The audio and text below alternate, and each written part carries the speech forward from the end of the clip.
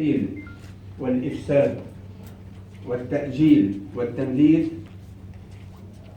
ولأننا من أولئك الداعين إلى انتخاب رئيس للجمهورية وإلى إجراء الانتخابات النيابية وفق قانون عصري يعتمد لبنان دائرة انتخابية واحدة على أساس النسبية، ولأننا من أولئك المطالبين بالإفراج عن جميع المعتقلين الإسلاميين، العلماء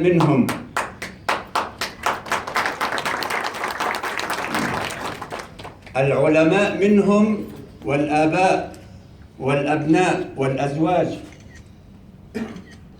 وبالتوقف عن ملاحقة أو اعتقال الشباب أبناء التيار الإسلامي، ولأننا من الساعين إلى استنهاض الحالة الإسلامية وإلى التأسيس لمرحلة جديدة عنوانها التعاون بين مختلف القوى الإسلامية ووحدة الموقف من القضايا المحلية أو الخارجية، ولأننا من دعاة الحفاظ على وحدة المدينة واستقرارها وعلى دورها الطليعي في نصرة قضايا الأمة والقضايا الإنسانية جميعها، وحرصا منا على مدينتنا صيدا وإسهاما منا في الإبقاء على مكانتها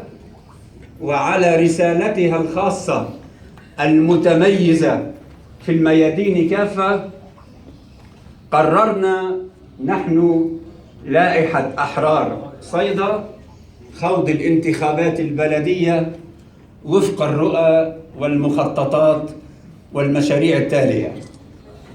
أولاً، إصلاح المؤسسة البلدية وتمكينها من تلبية حاجات مدينة صيدا ومن أن تكون في خدمة جميع أبنائها. 2، تزويد المجلس البلدي بكل القدرات الضرورية التي يحتاجها في مهامه المختلفة. المحافظة على الطابع الإسلامي والأخلاقي والحضاري لمدينة صيدا. الاهتمام بالشؤون التربوية والثقافية والاجتماعية والصحية والرياضية.